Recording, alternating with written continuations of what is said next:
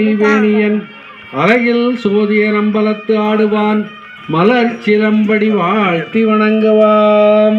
தென்னாடுடைய சிவனே போற்றி, எந்நாட்டவர்க்கும் இறைவா போற்றி.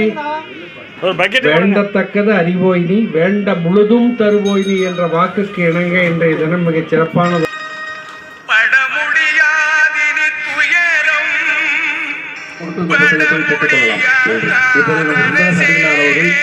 அந்த நூலை பற்றிய விளக்கத்தையும் வெளியிட்டையும் செய்வார்கள்.